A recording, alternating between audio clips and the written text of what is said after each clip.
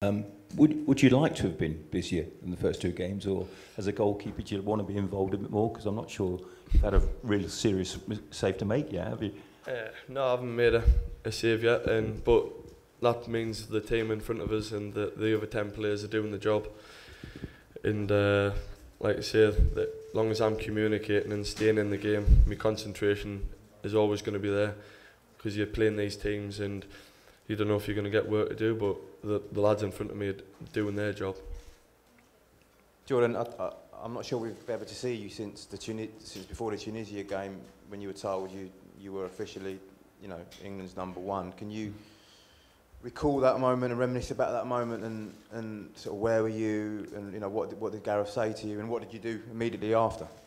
Obviously got the #1 shirt early, but wasn't sure if I was going to be the #1, and I've worked pretty much all my life since I was 6-year-old in goal on the street with my brother, being in goal, and that's all I've ever wanted to be, is to be a goalkeeper. So that's all I've ever known, and finally working hard and through going to Sunderland, moving to Everton, through the age groups at England. So to get the nod was an unbelievable feeling. But like you say, I don't put any pressure on myself. It's just about going playing football and expressing how good I can be. Were you straight on the phone to your family to tell them, and what reaction did you get from those guys? I think they got more of the buzz of getting the actual #1 shirt before. I think they kind of knew if I was #1 shirt, I was going to be #1, but I didn't see it like that, and I just kept plugging away and training and keep working hard. In terms of just penalties, you touched on it earlier. You're obviously doing a lot of practicing behind the scenes. From the guys in the squad, could you perhaps divulge your top 5 of penalty takers? And obviously Harry will be in it, but any others? We all practicing on penalties, and we'll keep them ones quiet till it comes, in case we have a knockout. But yeah, we've all got ability to take penalties, and I think the lads will step up when needed. Jordan, your distribution is quite key for the side. Can you talk a little bit about what Gareth wants you to do when you choose to go long, when you choose to go short?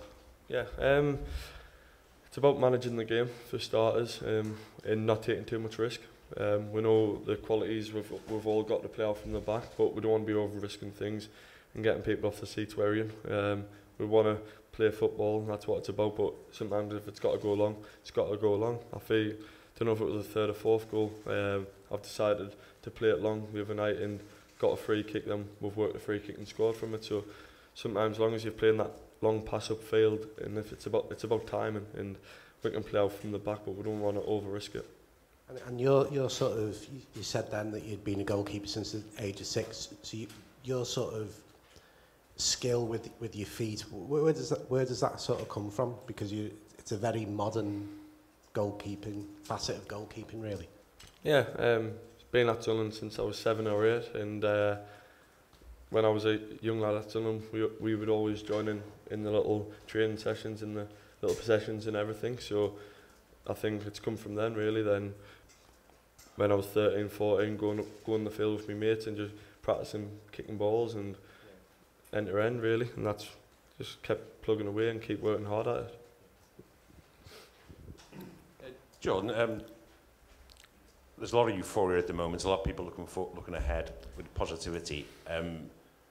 Without it to be negative, tomorrow is I think it's the 2nd anniversary of what happened against Iceland, the 8th anniversary of what happened against Germany and Bloemfontein.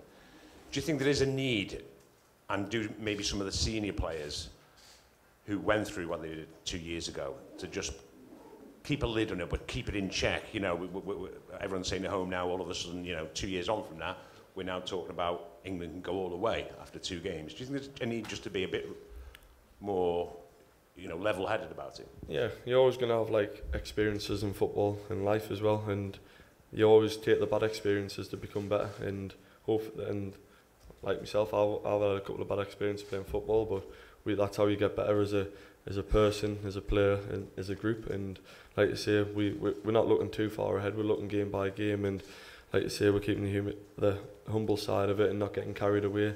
We know what we're capable of doing as a squad, and I feel like we just keep plugging away, keep working hard, train well, and go and perform on a match day. Have you had any disappointing experiences with England at junior level?